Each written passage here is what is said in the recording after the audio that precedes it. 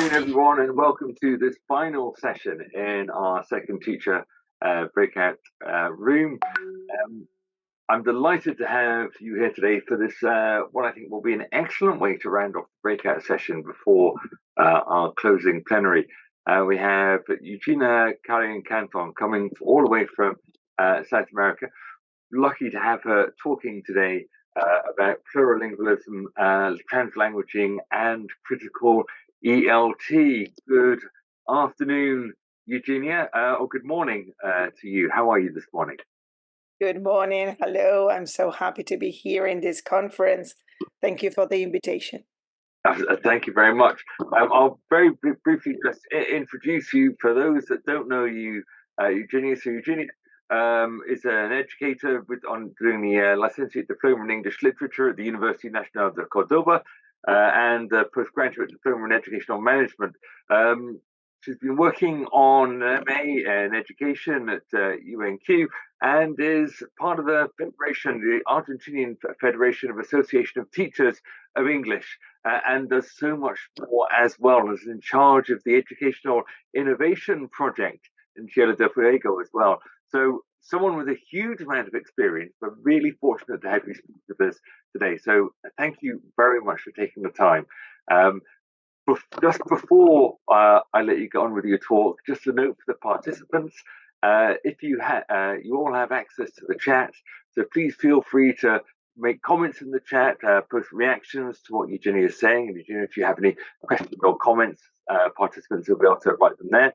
And if you have any questions, you'll be able to put those in the question and answer box, and I'll ask those of Eugenia at the end. But it's enough from me. It's now time to go to the most important person in the room, Eugenia. Thank you very much. Over to you.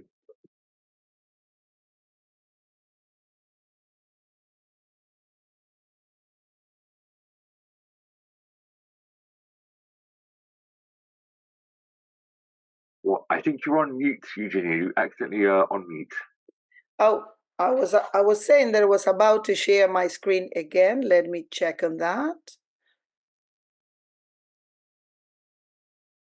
Something is going on that I cannot share it. Let me see.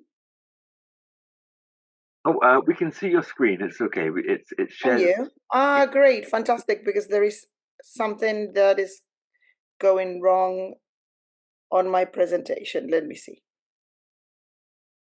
Okay, I will share it again. There we are. Okay. All right.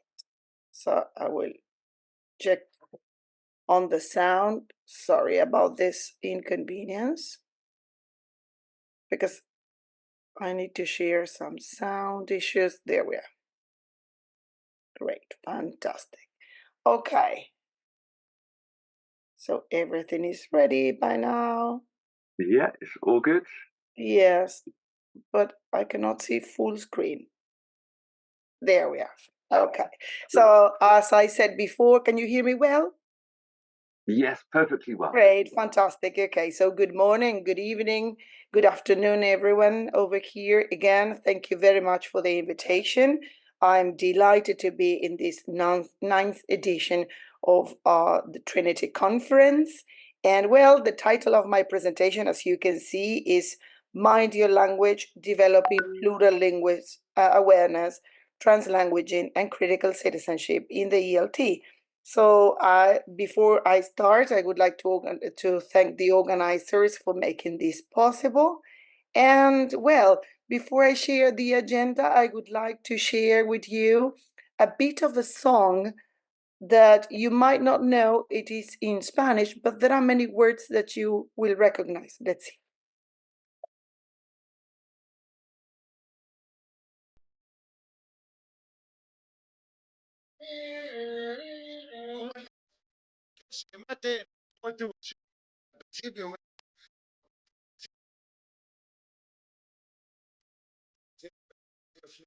Parece que va a andar a full.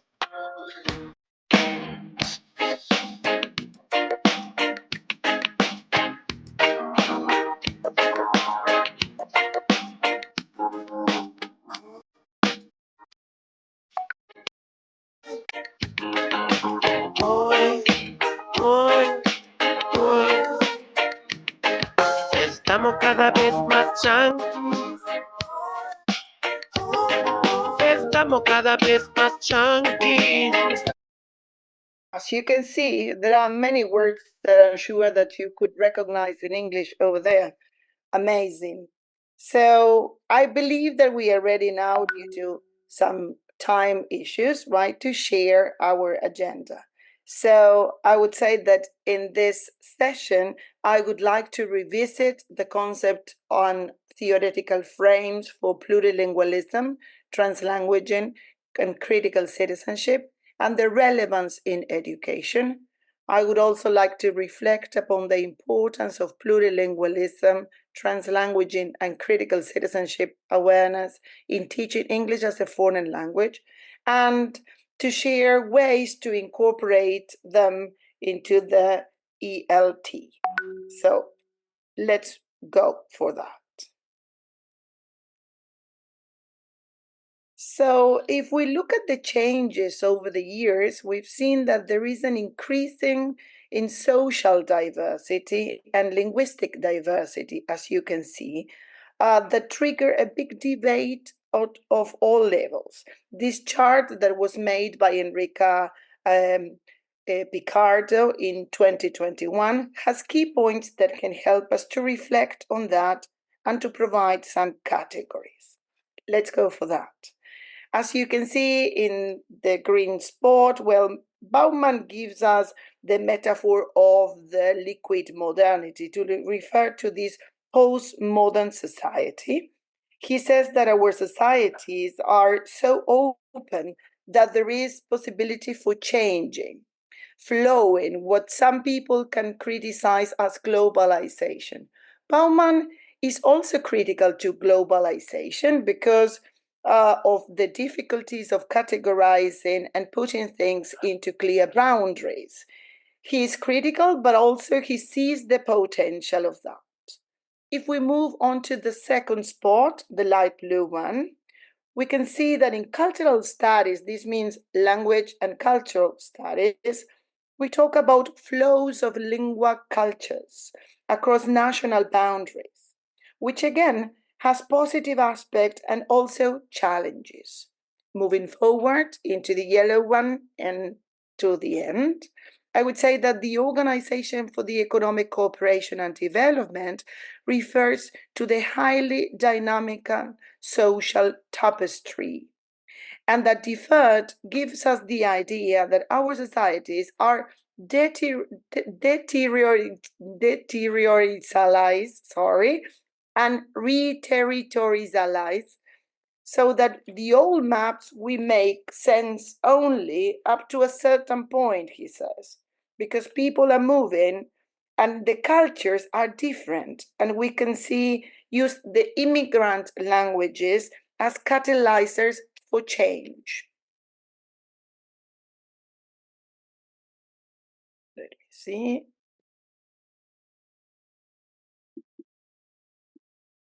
Okay, there we are. So this is the panorama we are immersed in. If we go more in depth into the language, we can see that language is cognitively developed and socially constructed. So this comes out very openly and strongly. This idea for the psychocognitive perspective that the individuals with more than one language are not the same than individuals with one language only, because in the brain there is neuroplasticity and we are changing all the time. So the fact that we have different languages make us different.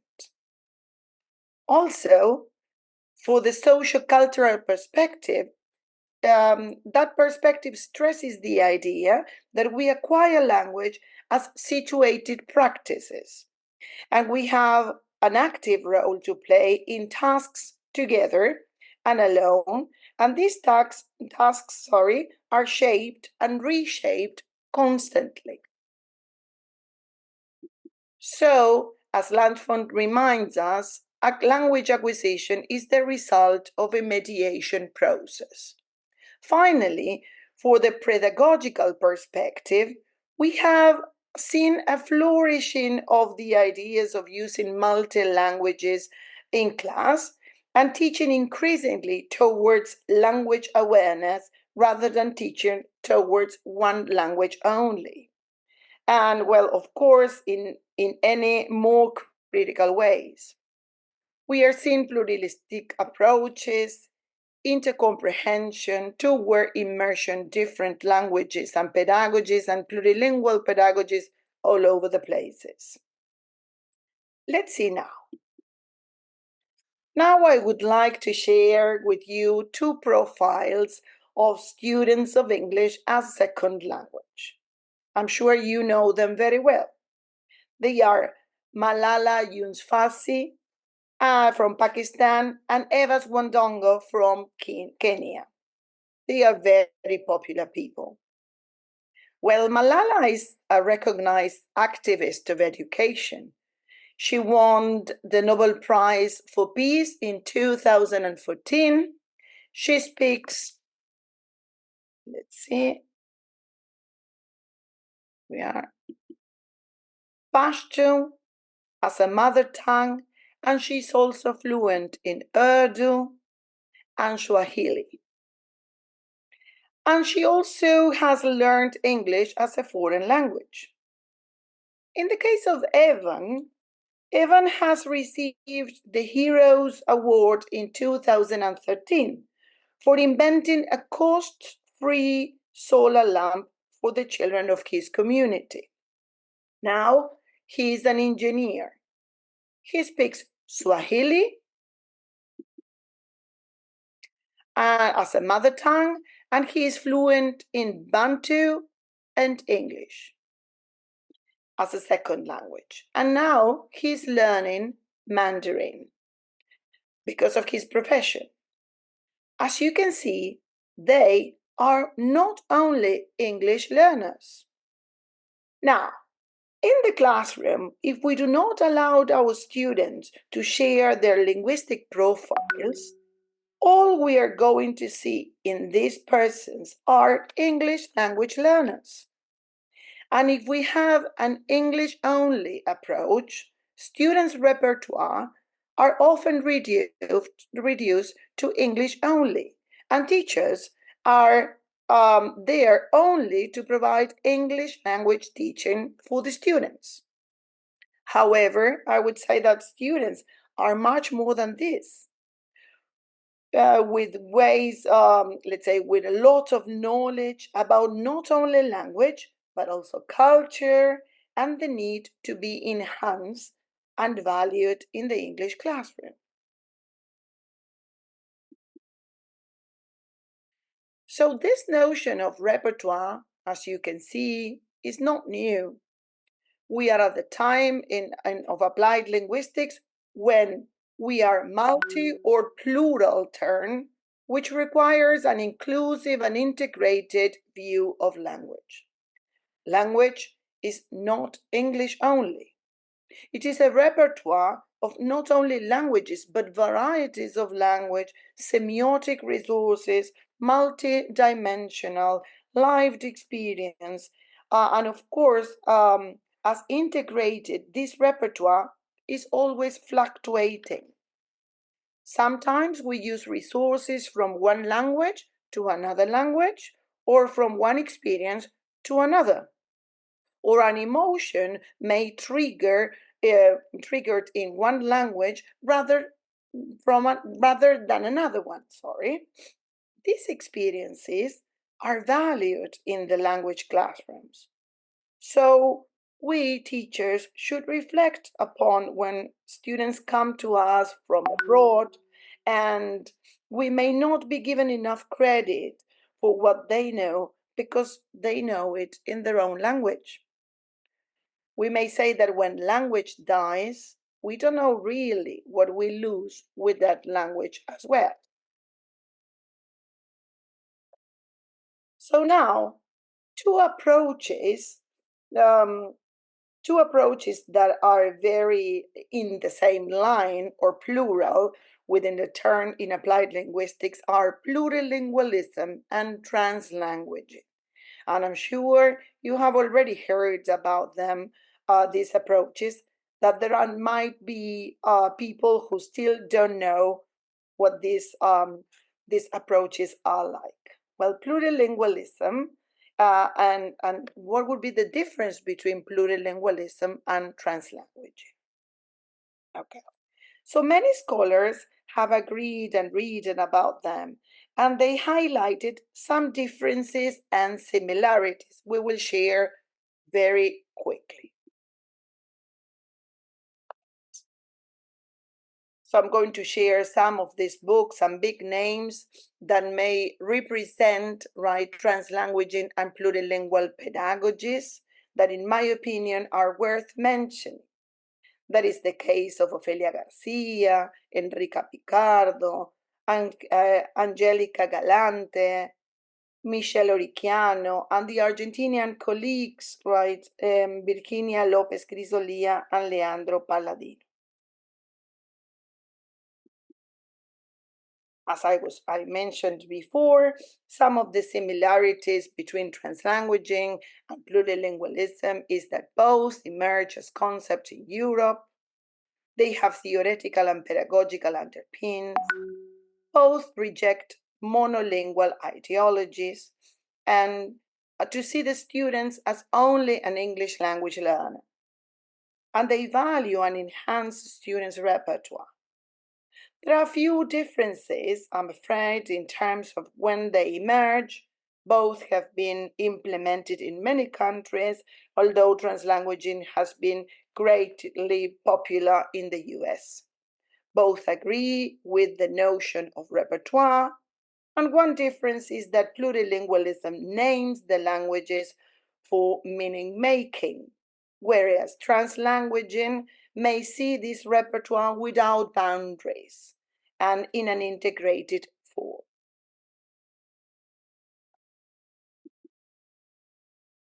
Now, I use plurilingual pedagogies, and I would like to mention some of these pedagogies as an umbrella term. When we refer to plurilingual pedagogies, we include many of these, extensive list. I'm sure you know them a lot, but I will mention them very quickly. As I said, plurilingual pedagogies is an umbrella term. I am not the only who has implemented all of them, but I will refer to some of them. As you can see, right, we have got languaging, that is talking about a language when you are learning it. Translanguaging, which is the using of fluid linguistic repertoire as you are learning one language and content.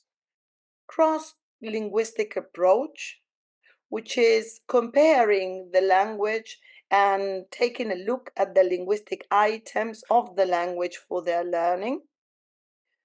Cross-cultural and intercultural approaches. Here we have, right, the culture that is very important dimension for plurilingual pedagogies. Intercomprehension, that is, as we mentioned before, trying to understand the language even though you haven't learned it by using your own repertoire. Linguistic landscaping, taking a look at the language into the landscape in society and where you are located. Translation for mediation. Pluriliteracies, which is not only language but also the types of literacies in which it is presented, especially digital literacies. Multimodality, which is different types of modes in which the language is performed. We can exemplify it with sign language, for example. Moving forward. So the question that comes now is, well, why use translanguaging in teaching English as a foreign language? Let's see. Well, definitely to enable students to engage with comprehend complexity of the text, to develop students' linguistic practice, to make space for students to draw their own plurilingual ways of knowing, and also to support students' social, emotional development and plurilingual identities. So let's move into construct a translanguaging space. So which are the elements that we should consider there? Well, of course, we should consider building metalinguistic awareness in the classroom, building linguistic tolerance towards each other, working against linguistic hierarchies, involving families and others as well, developing multiliteracies, acting as co-learners of different languages, recognizing and building on linguistic strengths. Everybody has something that knows to share. Putting classroom language repertoires in conversations with each other as well. And also questioning dictionaries and textbooks. And of course, recognizing the variability of language. Well, as you can see here, we've got some examples to share that I will pass over. Of course, if you are interested, I can share my presentation to the audience. More examples for the different tasks. And I would like to move towards the other pillar, right, of my presentation. That is, I would like to refer to quotes related to the development of critical thinking, right, and critical citizenship. In this case, I would like to start moving forward into, right, Paulo Freire's quotation. In this case, it says to read the word and to read the world. This is a quotation that will help me, right, develop the idea of critical citizenship. Definitely, right, moving forward, right, and considering the context as we mentioned before.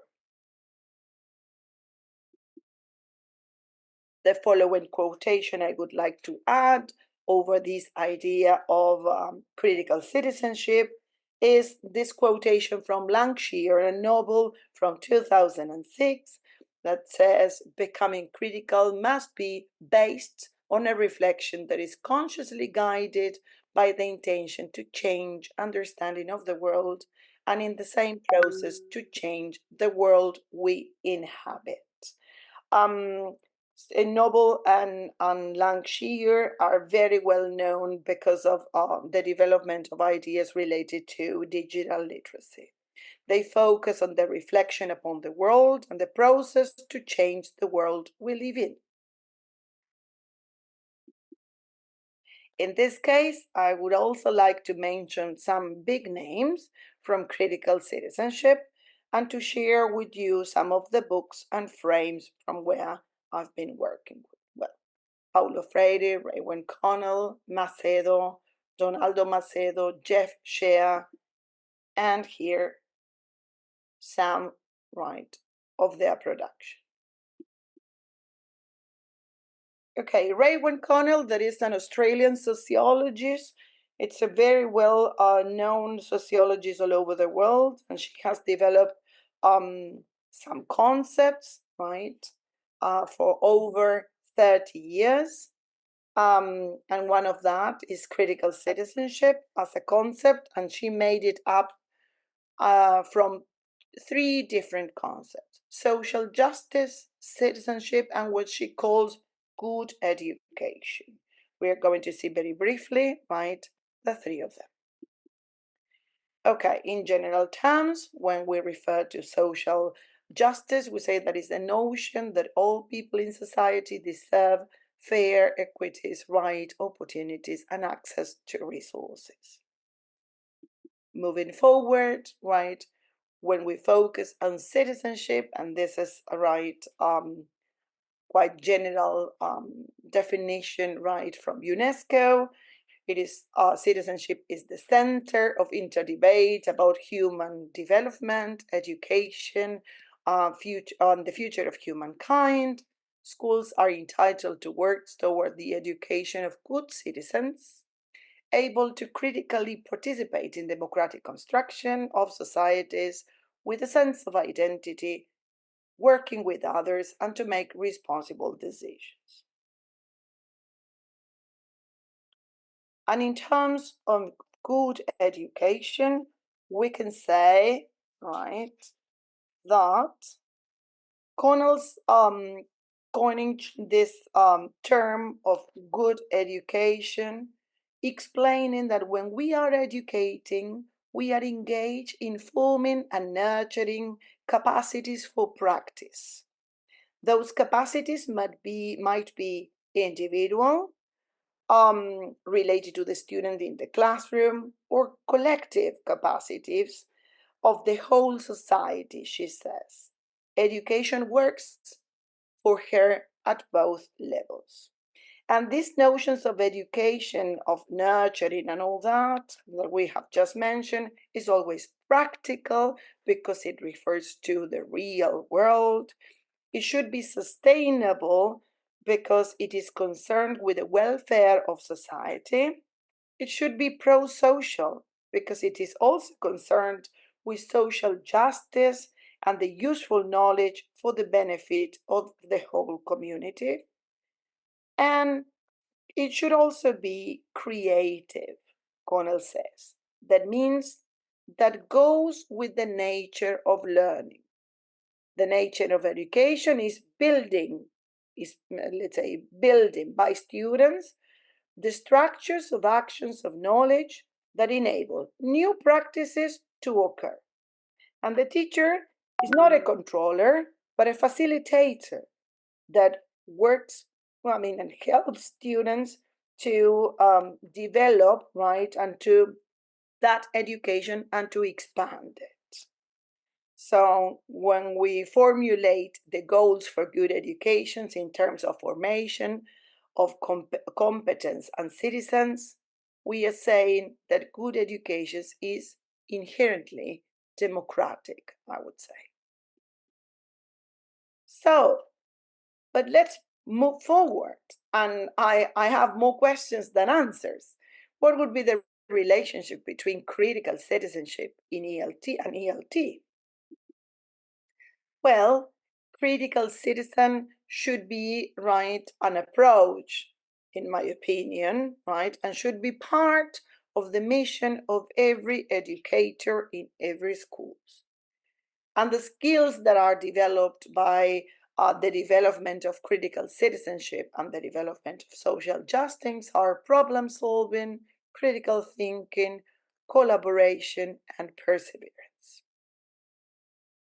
So in what ways are we teachers of English as a foreign language qualified to teach critical citizenship in the classroom? Well, actually, right, we are not. But we might say, and let me focus on my country a little bit, I would say that, as I said before, this is an approach and it depends on the educator's role in society. In Argentina, because of the national law of education, we've got some teaching programs and national documents that help teachers, right, to frame this by providing 3 different axes, right, to teach English as a foreign language. As you can see, the learning, the intercultural, and the citizenship one. As I said before, critical citizenship is not, right, let's say a corpus of content, but it is an approach to materials, to students, to roles, to rules, norms, and technologies. And what might critical citizenship issues in the classroom look like? Well, in my opinion, right, I thought about 3 ways in which you can develop, right, critical citizenship. But I'm sure that there are many others. By community projects, by mentoring, and by the arts. Here I've got some examples to share with you. In the arts, language and literature, for example, this is an example from the University of José Cepaz, where I teach at the English department. And this is a poem that was created based on a template for students to make visible, their own contexts. As you can see, there are many words that are in Spanish together with the words in English, highlighting what we mentioned about the students' repertoire as well. Mentoring, in this case, in teaching training college, where I also work, this is let's say a collaborative work we've been presenting on international and national conferences together with students since 2012, in different formats, together with students, publishing and helping students expanding their own boundaries. And also with community projects, within the, let's say, initial education, and also after that, community projects are always quite helpful. In this case, within the inclusion of one of the subjects, projects like gamification to teach English, linguistic camps, SEDI, that is the language, let's say the teaching languages for the community within the initial program, maps and audio guides for blind people in English and in Spanish, special projects into the community, games and resources for libraries. Well, many, let's say, projects that we can consider within initial education and also as volunteer works. These are some of the examples that I would like to share with you. That was a podcast project for libraries as well, considering local contexts. And also taking part during the pandemic, taking part into the creation of Aprendo en Casa, that is a platform and from the government of Tierra del Fuego, in which teachers and students worked collaboratively in order to develop lessons for students to be able to develop their own education, in which, of course, English as a foreign language was present. There's always a triggering element, as I mentioned before, that we can always make a difference with: a piece of art, a collaborative project, an opportunity to share all you have learned. And that we can move from a poem to a campaign, Here we've got some of the examples, Working with pop-up books and transforming these stories into poems. From subjects to a community project, from a community project into the participation of a conference. And I would say, just to round off a little bit, if we are ready, to make an attempt and to do something like this, here we've got some plans that can help us, Well, we've got aims and topics and themes, and some different formats that can help us, including, not only plurilingual, let's say, awareness, but also the incorporation of, let's say, critical citizenship in our own English as a foreign language classes, As you can see, formats could be different, We can focus on problem solving or critical thinking, or maybe collaborative work. We could think about one topic or one thing that is related to a linguistic content, a function, or the development of skill. And then we should provide these questions to help us in, let's say, expanding our class, I would say. Let me check. all right? This is, how can this contribute to social justice? How can this contribute to the development of citizenship? Is it practical? Is it pro-social? Is it sustainable? Is it creative, right? I believe that with all this map, we've got plenty of ideas to move forward and to think, right, how to give a twist to a lesson plan, a project, an activity, right, onto some awareness over different languages and also on the development of critical citizenship.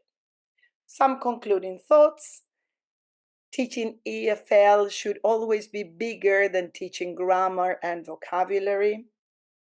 Teaching new language should imply moving away from the deficits of students' language. Translanguaging is about accepting the other's languages in an EFL context and allowing great things to happen. Teaching language will always be a political act, and it is up to us, teachers, to provide our students with critical citizenship experiences to get them involved in their own communities. So having said that, I would say that making use of one's repertoire when learning a new language, that is speaking in different languages, minimizes the gap between one culture and another. Mind your language and use it to spread great ideas to change the world. I would say thank you on my part, and I hope that you have enjoyed this presentation, and I'm ready for questions if there are.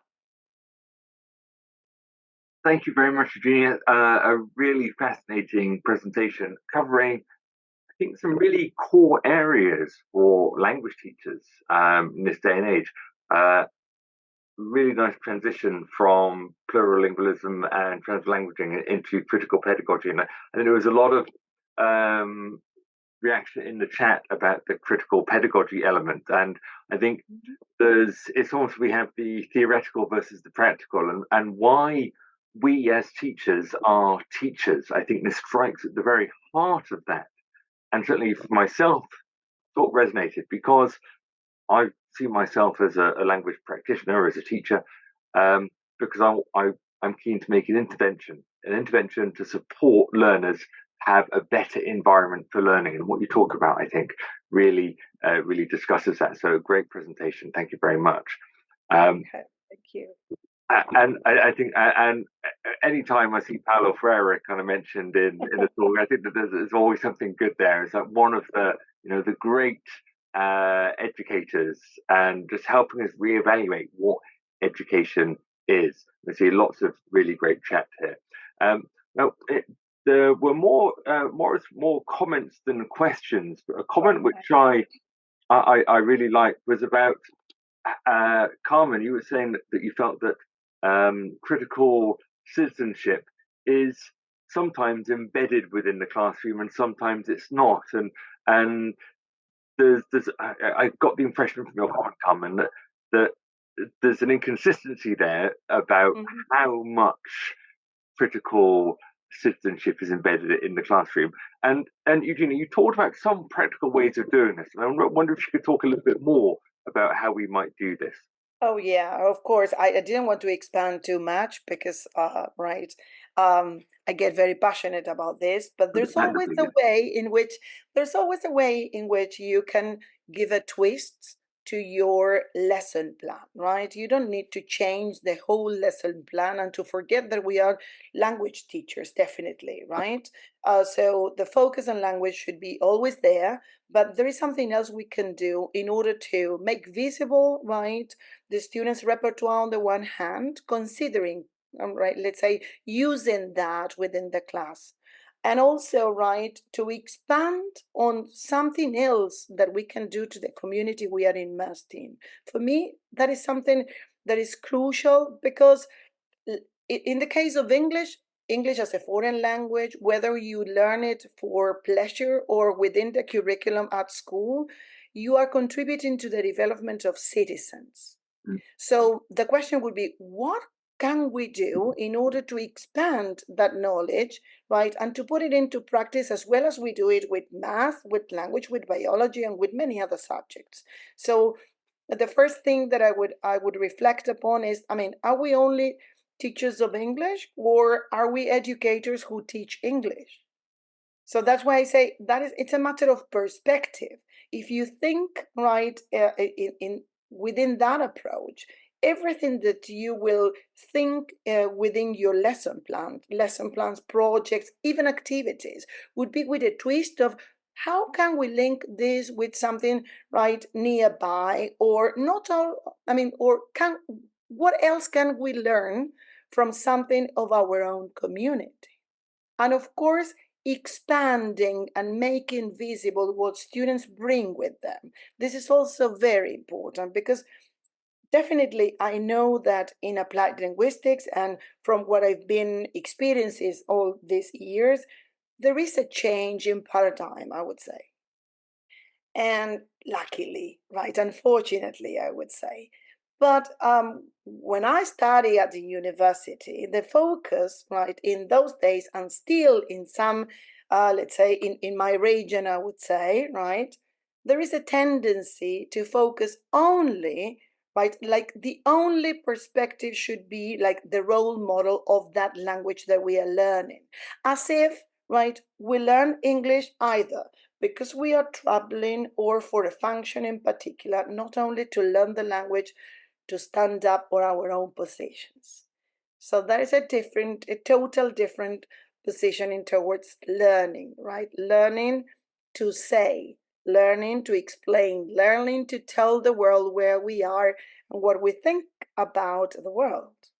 So there's always let's say, some space for doing something. That's why in the presentation, right, I tried like just to put together, right, the environment. How can we make, let's say, space for that? Which are the elements that could be included? And then we can, of course, expand of many other things. But there are many colleagues who have been doing wonderful work, right?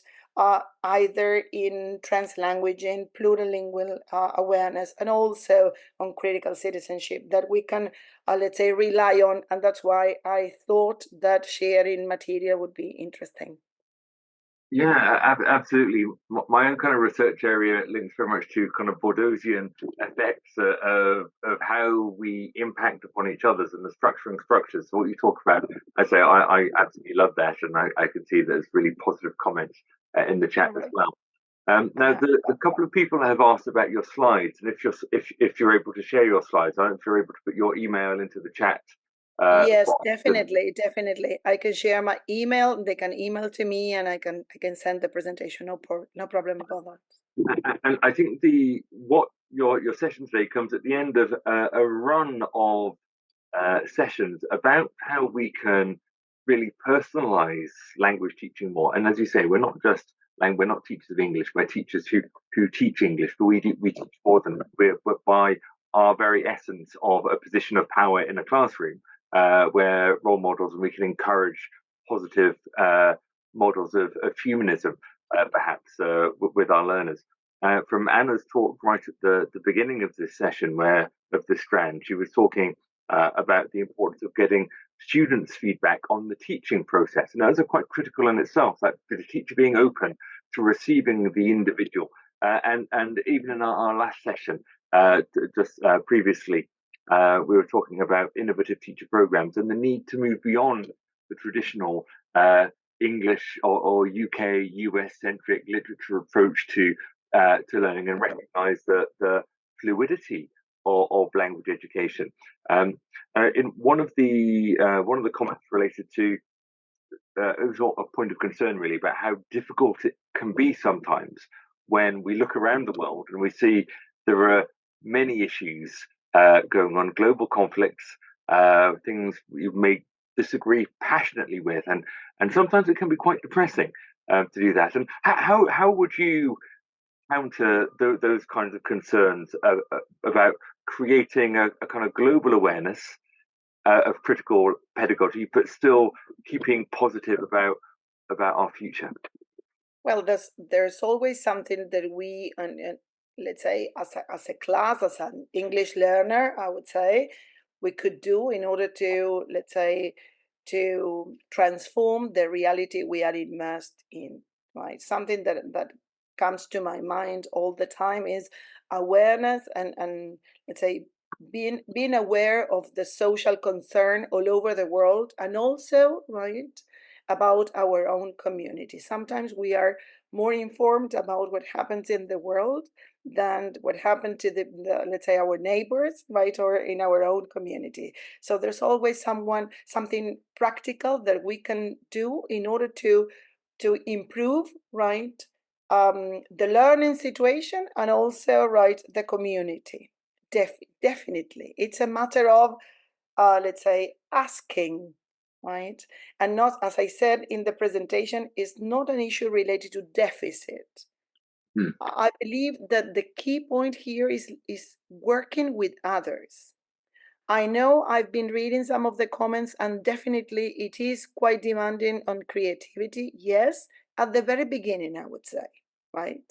But if you, let's say, use some mediation elements like, well, definitely literature can help, or project working can help a lot, right? In terms of practical issues. If you work with let's say, the development of a project, even if it is something very simple, this can help you a lot because it will demand, apart from language, many other areas. But it has to do with that. What do I know about my community? How can I improve my community by learning English, for example? Again, being aware of the position in which we are, having, let's say, making visible that knowledge should be democratized and that everyone should have access to it. And this is very important because once you consider English, right, as a corpus of knowledge in order to transform realities and not a commodity for a group of people, that is a different thing. It's a different position. And of course, learning English is great. And I love traveling abroad and learning about the English culture. And the English culture has great capacity to expand and enhance many other possibilities because of the tradition, of the history, of many things. But the point here is acknowledging that there are many other ways in which English is used, and there are many other Englishes that we speak all over the world. Just that, right? Just enhancing that and giving more space for everybody to be visible in that learning and teaching process. Eugenia, I must thank you for a very nice, well-rounded answer, but also I think you've also managed to answer the final question, which was about how the adoption of translanguaging can promote a decolonization of pedagogy. And I think it's exactly that, as you say, that recognition that there are other languages. It's not just one dominant form. So we could talk, just the two of us, I'm sure we could talk for hours, but with everyone in the chat room, we could talk for the rest of the day on this. Unfortunately, we have to draw a close there because it's shortly time to move over to our closing plenary. So, Eugenia, I'd like to thank you one more time for your really fantastic session today. Thank you very much. Thank you, everyone, for joining this strand, this teacher education strand in the Future of English Language Teaching Conference. It's been fabulous for me moderating it. I'd also like to thank Garrion, who's been helpful in the background, just making sure that everything goes smoothly as well. So thank you, everyone. And we've got a little break, just enough time, I think, to get a final cup of tea, coffee, slice of cake or biscuit before maybe a glass of wine if it's later. Yeah, right. Or maybe mate. Why not? Or maybe mate, exactly. I have one of those cups. I might go downstairs and get one.